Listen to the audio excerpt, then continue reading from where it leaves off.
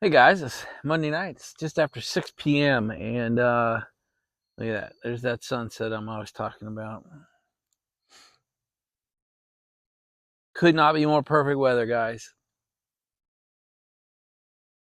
I think it's like 73, cool, no humidity, crystal clear, blue sky. Just that perfect weather, that weather we wait for all year. Here in Maryland, sometimes we get like 10 days of it a year, but I think this year we're going to get a great fall. So I've got another, 10, 11, 12 days till I leave next Friday or Saturday. Hopefully it stays pretty nice until I get out of here. But I'll be back to jeans and boots when I get out to Wyoming. So I'm about 2 weeks out from going from flip-flops and shorts to jeans and boots. We'll do a dog roundup real quick. So right here, literally on my knee, is Finn acting like a cow. Probably starting a new hole. Right, Finn? What do you think, buddy? Yeah. There he is, starting a new hole. Here comes Chance, being Chance. Mr. Regal. There's Echo. Trying to look regal. Not doing too bad a job. Officer's way out back there, just seeing what there is to see. Echo's had her fun tonight, so she's probably feeling a little tired.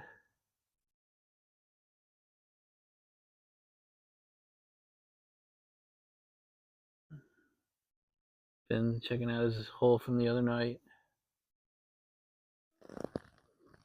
Chance gonna head out on patrol now.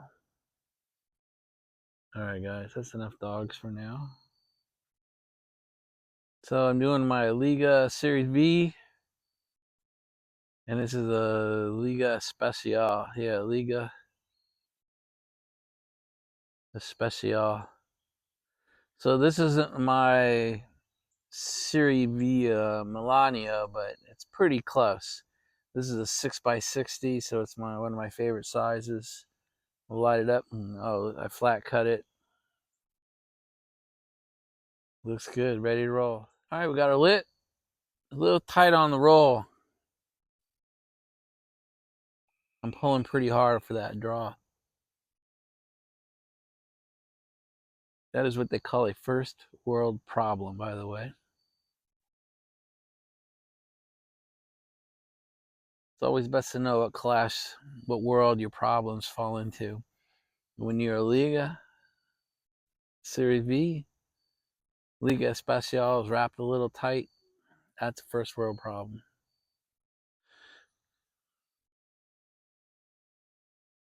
So I had a near perfect day today. I know I've gotten on here a bunch of times, said how great my day is. Today was near perfect. Got up early, banged on the projects, got over to the paddock early. I was there by about 8:30. Had a great day in the market.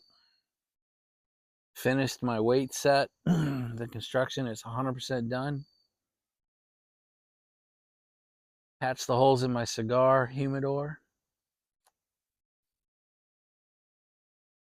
Had a nice little dinner date with Anne Marie. Now, like CJ does, the after dinner cigar smoke.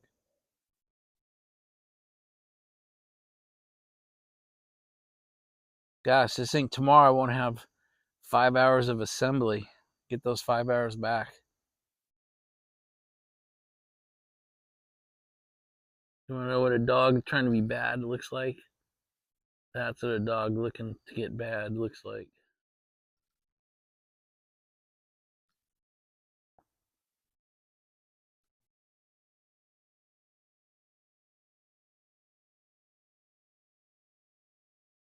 It's fun to show you guys how much fun my dogs have with each other. Oh, they're going to crash into me.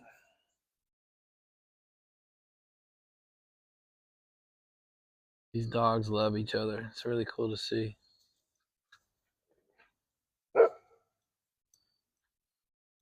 Chance has nothing to do with it, but the rest of them love playing with each other.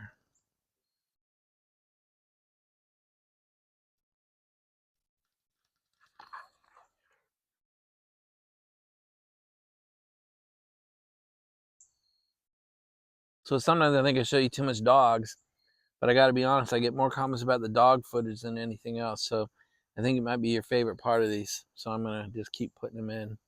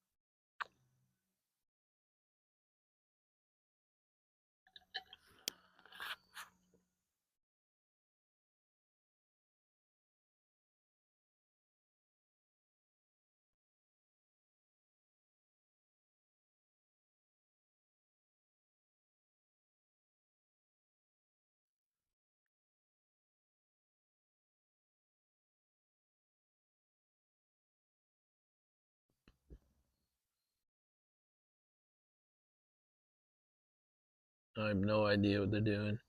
Clearly Finn's digging a hole, but the other two seem to be satisfied to watch right now.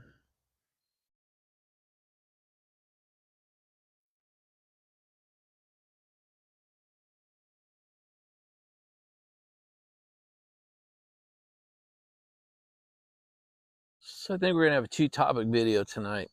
The first one is going to be playing by the rules. I'm going to try and do this in a way that isn't condescending or angry, judgmental, hopefully not too arrogant or overconfident. We always have a choice how to listen or hear things. So I'm going to ask you to try and hear this in the kindest, nicest tone. I'm going to try and do it myself here, but look at that sunset right there. So we're going to talk about following the rules. And none of us are rule followers. No, none of us are. Most guys don't like rules. Certainly A-type personalities don't like it. And certainly the alphas in the packs feel like they set the rules. They don't follow them. The other thing to realize is pretty much everything we do, at least in my experience in my life, is rule-based. And it doesn't matter. Everything we choose to do, everything we choose to join has a rule set, whether it be starting our own company or working for a company, joining a church, joining a social group, joining a social club.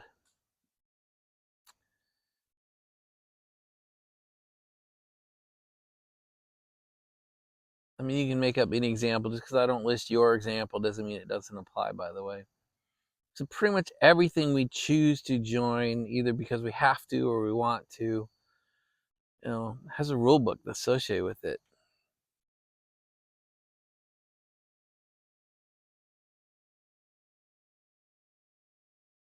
And so we have certain decisions to make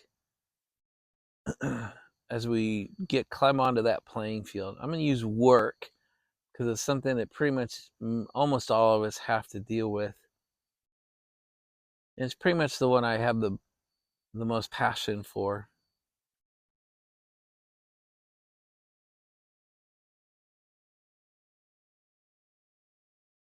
So work has things like owners and executive leadership and managers, first level line managers, and then workers. And there's kind of rule sets for each of them.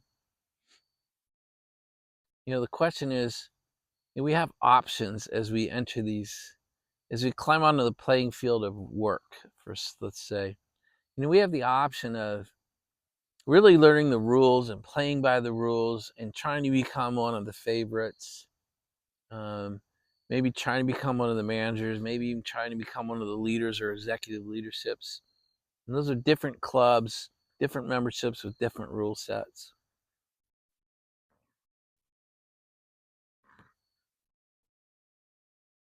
We can choose to climb onto that playing field and play by our own rule book, do our own thing our own way, and essentially be relegated to non-player characters, NPCs in the gaming world. Some people like that. Hey, I'm an individualist. I don't give a shit about anybody else's rules. I'm gonna live life my way. I'm fine on the back bench. Some of us form one-person companies because of that. I did. Greg, Tunnel Take did that. Sasha, stop it. Somebody's installed a random bark generator into Sasha, so I have to try to train out of just barking at wherever the hell she wants to bark at, whenever the hell she wants to bark at it. So that's what that little break was.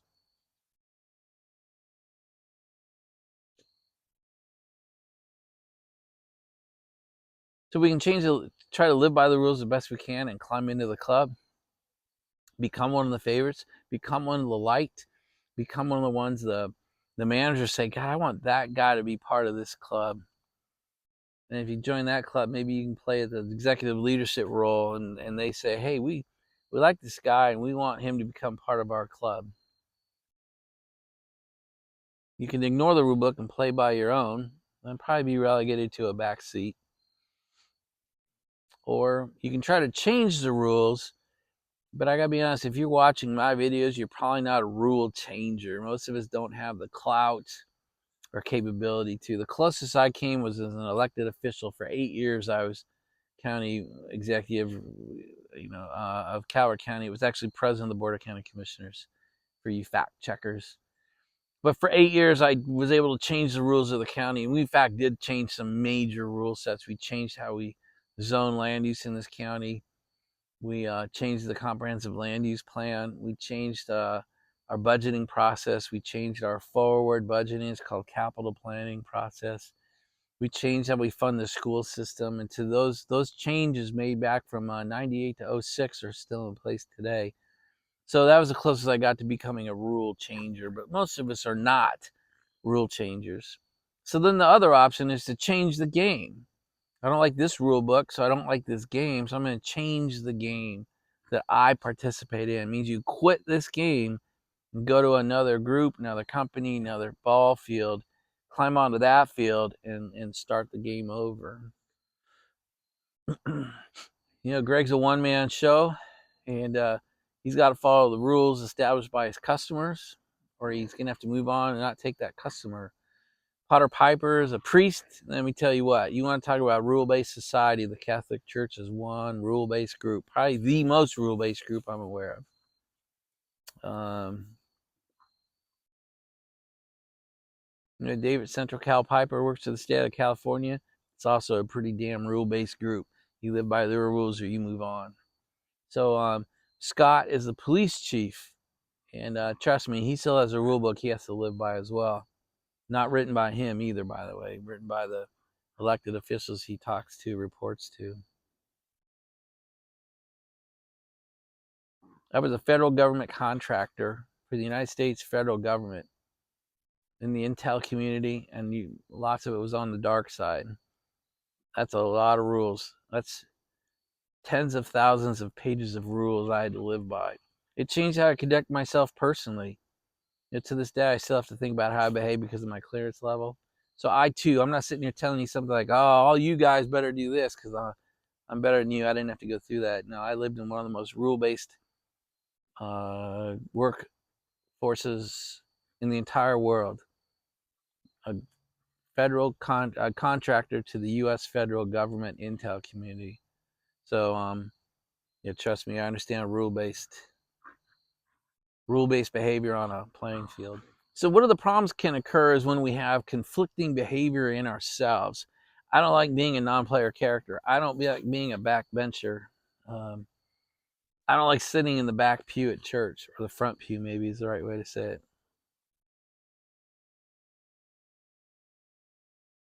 But I don't like this game I'm in. I don't like this rule book. I'm going to quit and go play another game. And you join another team, you climb onto another field, you get another rule book, and you suck at that rule book too, and you hate it just as much. So you quit that game, then you go find another game, you climb onto another field of contact, you get another rule book, you don't like that rule book either, and pretty soon you develop this sort of pattern of being this constant player, non-player in a game, no matter what game you're in, and pretty soon you can waste most of your productive life switching games, looking for a rule book that you agree with.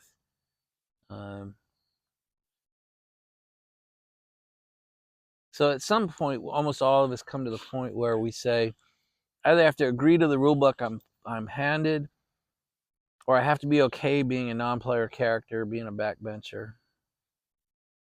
There aren't too many other options than that. Until you get to retirement, if you graduate out of the system, then that's different. And then you have a whole other set of rule books to play by. The other problem I hear a lot about is it's them. It's the company that's screwing me. I've told them I can see what's going on. I've told them I see the favoritism. I've told them I dropped the remote. I've told them I see what they're doing.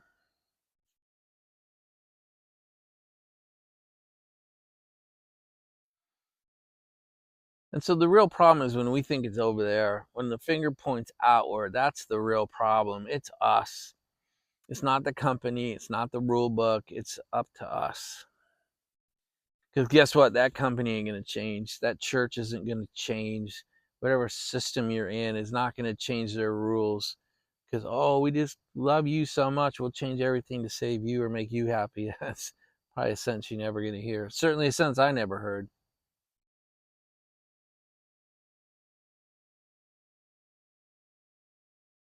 So we just have to decide when we realize we've joined a game and crawled onto the field of combat on something that we disagree with the rule books. We either have to change ourselves or we got to change games. But at some point, you're gonna have to change yourself and say, "I'm gonna play by this rule book." I didn't like all the rules I was up against for those 30 years running a contractor, but I didn't think there was a better game in town, so I chose to live and get really good at that rule book. I quit trying to beat myself against the rule book. I learned to become an expert in how to use the rule book to the benefit of myself and my company. And that's what I'd recommend you do. At some point, settle down, get the rule book, and play by it and be the best at it. Mark, you mentioned your favoritism. You see it all around. Yep, you're gonna see it. I'm sure you saw it at your other job. You see it at every job. So the question is, are you willing to behave in such a manner that you become one of the favorites? And if you are, you probably will be. And if you're not, you're gonna be a backbencher even at this job.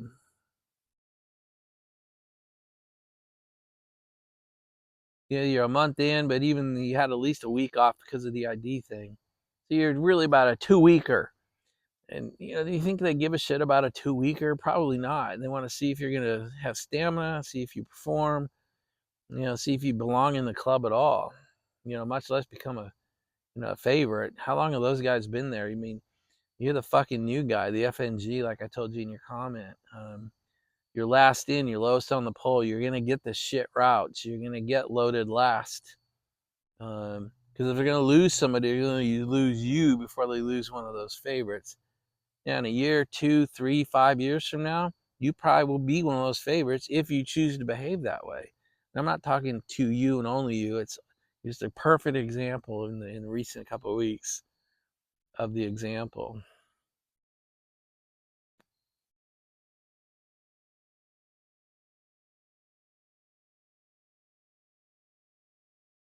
If you want to be a member of a sports team, you have to be able to perform certain activities and be at a certain fitness level to even participate, much less stay on the team. If you're a member of law enforcement, you have to live by their rule book or they will exit you. I can just go through this over and over and over again. If you're a member of a church, you need to expected to behave well as part of the congregation, or you'll be relegated to, just someone who attends church and leaves. And some people like that, by the way. And again, I want to reiterate, some people like being a non-player character and just have run their own world, their own show. I started my one-man company in 1994 because I knew I was going to get fired. I hated corporate America system, so I knew that was a rule book I could not change, and I knew it was a rule book I was going to suck at. So I changed games. I climbed into a new game, one-man show, one-man contractor, and I decided to write my own rule book in my own game. And but then you got to fight for survival on your own. And Greg, watch Greg. He fights for survival, job to job. It's just an example of he made a similar decision. He stepped out. He's on his own. He created his own world, his own rule book. He's got to live by it and survive by it. And there's good and bad in that. Hell, even the game we're involved just here, YouTube. If you want to be a successful YouTuber, and I guess I shouldn't use that word. If you want to be a YouTuber, a lot of subscribers, a lot of viewers, a lot of view time, if you want to make money off of YouTube, if you want to be successful, as most people declare it, you have to follow their rule book. There are very specific rules. You can't talk about firearms. You can't talk about tobacco. You should post 5 days a week, preferably 7. You should post at the same time every time. You can't take gaps. You can't be gone for a week or a month or 3. Completely resets the rules. You need to keep your videos under 10 minutes. I mean, these are just basic YouTube guidelines that if you don't follow, your channel's not going to blow up. Just by watching my channel, you're already blowing up, right? We're a tobacco community. You're out of the game. You're out of the YouTube game, basically. But if you still want to grow the channel, you have to post. And you have to post regularly. And you have to post consistently. And some of you are like, I don't want to do that. Well, that's fine. But you can't grab about not growing a YouTube channel and writing your own rules for your YouTube channel. You can do one or the other. I say that all the time. You can drive slow or you can drive in the left lane. Just don't do both, please. You can complain about being a YouTube channel that's not growing and following all the rules. I guess the other way to say it is you can run a YouTube channel and not follow the rules, or you can complain about your channel not growing, but you can't do both. And there's examples like that across all of our lives. You can do A or B, but you can't really do A and B. And I'm sure you guys have examples like that. You can't complain about not having money and not have full-time work or work 2 jobs. I mean, Piper Ken complains sometimes about his money, but he's working 7 days a week. So he doesn't do both. He works his ass off and he complains about money sometimes.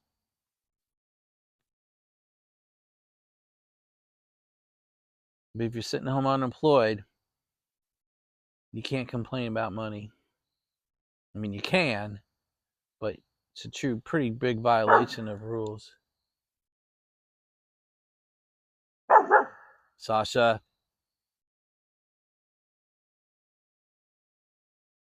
So the backside of our property here is all oak trees, and we have more acorns in them than I've seen in 10 or 15 years. So because of that, we have more squirrels up in the trees than we've had in 10 years. And this time of year, all the squirrels come out and start cutting acorns out of the trees and dropping them to the ground. So if you see her quietly, you can just hear all the squirrels up in the trees and all the acorns. That just makes my dogs crazy, especially watchdog in trading, Sasha. So that's what you're hearing on these videos, because it won't be just tonight. Health has rules too. You can eat like shit, or you can complain about being fat and having diabetes, but you really can't do both.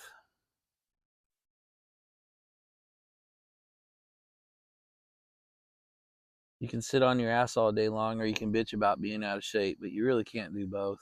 Choose one or the other. And there's just 1,000 examples, and I'm going to be done with them now. So, in fact, I'm going to shut up on this subject. I just had to get it out there that, it's been on my heart for the last probably week, that it doesn't matter what you choose to do in life. There is a rule book in it, and you have to, if you want to become great, you have to learn the rule book and be great at the rules, or change your game. If you do that too often, you just become a non-player character in general. or be happy being a backbencher. I don't really care. There's no judgment. My only judgment comes in is when you try to do both. When you try to do two opposing things and you aren't happy as a person, that's when I get judgmental, because you're doing two things and you have to pick one of them. So if you're like, God, I just don't like being a non-player character, then you've got to change something. And that's it. I'm going to shut up and move on. Hey, so another comment that Mark made, sorry, that's two, Mark, but said, hey, Dave's sitting over there with life all under control. And, you know, I show you the best parts of my life, right? I show you the paddock, I show you the backyard, I show you the dogs, I show you the cars, I show you the cellar, I show you the cigars, I show you Wyoming. There's a little bit of YouTube-ness, Facebook-ness of putting the best out there, right? I mean, I have the same problems. I've got a mother-in-law that's 87 that's failing. I've got a batshit crazy sister-in-law. I got two grown kids who love to throw me real problems. 21 and 23-year-old people throw you real problems. You know, when they're 10, they throw you problems you can solve. You know, we have car problems. You know, and we have business problems over the farm. I don't bring them up much just because they're boring as shit. And I got other things I want to talk about. But one thing that I do differently than most people I've encountered in my life, and I've preached this over and over and over again, and most people just can't, won't do it. Like, there's no can't, there's won't. So one of my fundamental core beliefs in my life is the only difference between a crisis and an action item is the time available to do it. If something I could have done 6 months ago breaks on me tonight and I have an emergency tonight, that was kind of on me. Now, life throws the occasional true emergency at us, but they're pretty rare. Most of our problems are self-inflicted gunshot wounds.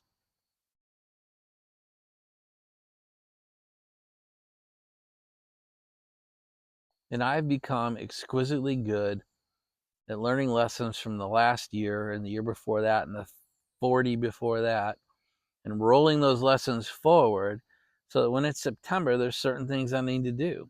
Owning a home in Wyoming, it means there's certain things I need to do. It means I got to get my ass in the truck and drive 30 hours to get from one side to the next. You know, I have plumbing problems in Wyoming I'm dealing with. Yeah, I got a wildfire that I'm probably dealing with. Now, it looks really good right now, but the fire department told me a year ago what I needed to do to fire protect my house, and guess what? I did them all.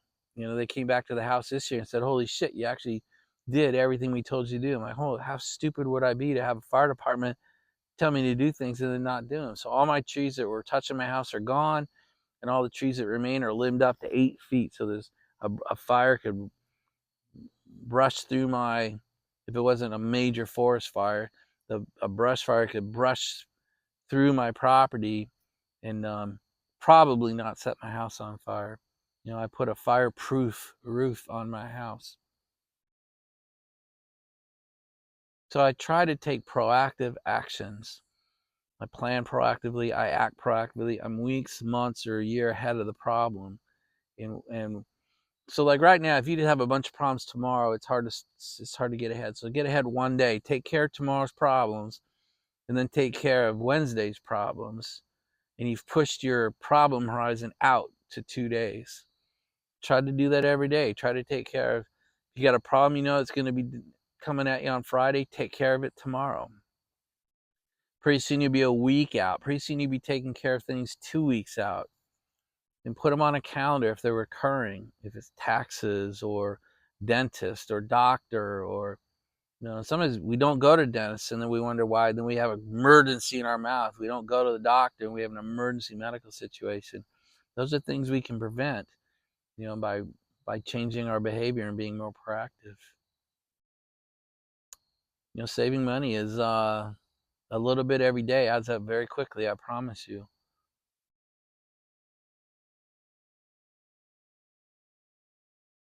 Don't quit a job out of frustration until you have your next one in hand, like with a start date. Don't quit working out. Don't quit walking. You know, how we eat's another big proactive thing. If you're eating a lot of sugar and shit, you know, you're just begging for an emergency. You're just begging for it. You know, are you maintaining a relationship with the Lord? Are you praying every night? Are you building a relationship so that He knows who you are and then He knows you're grateful for what He's done for you? Or are you going to call Him up on the day of an emergency? See, these are all things that we can do proactively every day. And there's literally thousands of things we could be doing. I spend most of my time doing things for tomorrow, next week, next month, next year. I still get caught by surprise. You know, things still happen. You know, I had a shower blow out in the Wyoming house and was dribbling water down the inside of the wall for probably a year. We didn't catch it because there were no external signs. Once there was an external sign, we opened it up and was like, holy crap.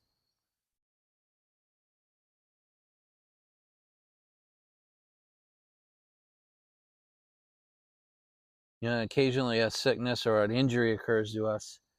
You know, a car accident or something happens to us, or, you know, things do happen. I don't want to belittle the fact that there are true emergencies in the world, but they are rare and we tend to make our own. So that's all I'm trying to say is spend our time being proactive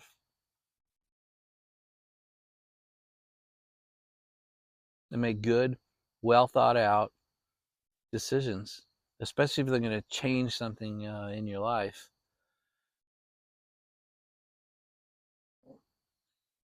Amory and I went to Lido's for dinner tonight. I didn't want her to have to cook tonight.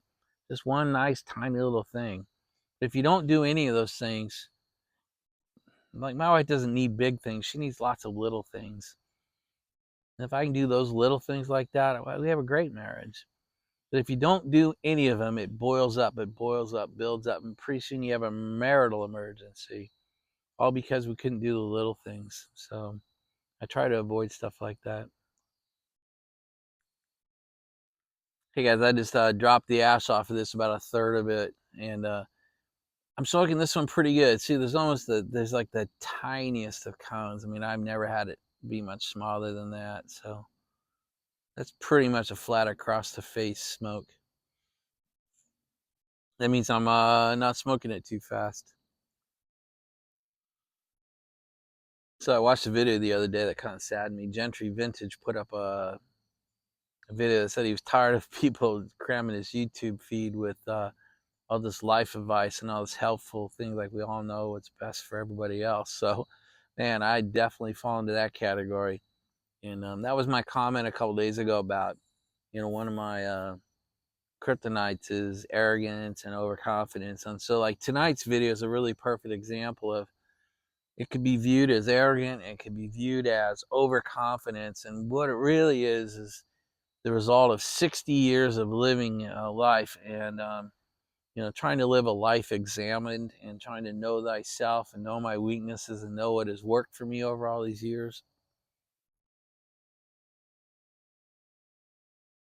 And sometimes that knowledge gets triggered by what I see in someone else's video, and I go, wow, that would be a great, you know, that'd be a great topic. You know, I keep mentioning Mark.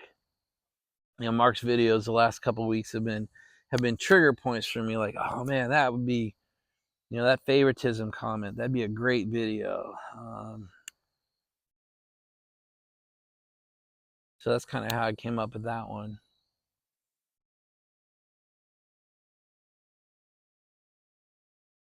So I'm really trying not to be arrogant. I'm really not trying to tell you I know better than you. I'm simply trying to put 60 years of a life fairly well lived out. If it helps anybody, if it helps one person in one aspect, that's fantastic for me. It is not intended to be like how much smarter I am. I'm going to tell you guys how you should all change your lives. That's not the intent at all. So I certainly understand Gentry's point, but you might need to unsubscribe and get rid of me because I think I'm going to keep doing it. Anyway, not trying to make anybody feel bad, not trying to make anybody mad. It's just want to have an open conversation about it tonight. So I guess we can sum up the serious part of this stupid video with choose to play a most excellent game using the rule book of the game on which that governs the field upon which you have chosen to climb onto for combat, and be as proactive as you can. Tomorrow will be by hours. The day after that will be by a day. The day after that will be by 2 days. And a month from now, you'll be 2-3 weeks ahead of yourself. Your life will have much fewer problems if you do that. Don't put off the car repair you know is coming at you. Don't put off the new tires that you know need to be done. Because if you put off a simple administrative task like change that tire, you'll probably be creating a life emergency, which is a blowout when your wife's driving the car 100 miles away from home. So there, here endeth the lesson, okay? We'll go back to cigar talk. And you guys see Doug Trekking Piper's videos? That man looked different. He looks so much younger than he did a year ago. There's an example of a guy who 2 months ago made a decision to change his life. And he said Father's Day. So what's that? 2.5 months ago, he has made so much change and so much progress in 70 days. And you look at Corvette Jim, he's a week in now, maybe 2 weeks at most, but they say he's 10 days in. He's really starting to turn things around physically. Those are 2 examples of somebody just changing the game a little bit, or changing and becoming better players at the rule book. Corvette Jim did not change the rules on whether you're diabetic or not. That ain't happening. He changed his play. He's playing by the rules better than he was 2-3 weeks ago. Trucking Piper, Doug, I mean, he did not change the rules on how to stay alive. You ain't going to change those rules. He chose to play by those rules better than he ever has. And so 2 perfect examples in our community that just come to my mind as I sit here. I guess the last piece I want to say is I bring all this up because I started from nothing. I started from absolutely nowhere. My parents were dirt poor. I went to college kind of against the will of my parents. I took a job. I moved from Seattle to Boston. You can't move any further away and not get wet. To take that first job. And I guess I say all that to say, my God, if I can do it, literally anybody could do it. Anyone watching this video could become a great player by the rules, or pick a better game with a better set of rules for them. Anyway, anyone can do it. That's really, now I'm done. All right, it's probably like 7 o'clock now. I just saw the sunset's about to leave. It's touching the top of the trees. A great sky up there, not a cloud in the sky. Go all the way around. Just looks so good. Crystal clear, perfect night. Good night, sun. And my dogs are sitting here. More dog play. There's Echo sleeping with her head in a hole.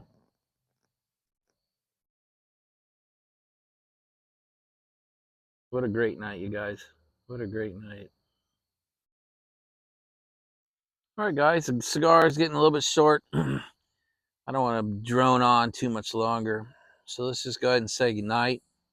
I hope you guys had a good Monday night. I hope you guys had a good Monday. I hope you have a good week in front of you. I know I do. I've changed how I pray. I've talked to you guys over the last few videos about my concern about my arrogance and my overconfidence. So now when I pray, I actually say the words out loud. I can accomplish nothing without you. I can learn and know nothing without you.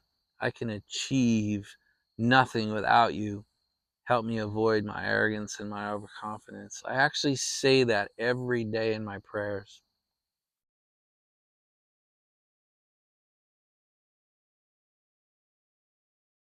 So guys, may God bless you and the lives around you. May he turn his ear to hear your prayer. May he make his face shine upon you and those in your life. And may he bless your life as well as he's blessing mine. Have a great Monday night. Have a great Tuesday. We'll be back tomorrow. Good night, everybody.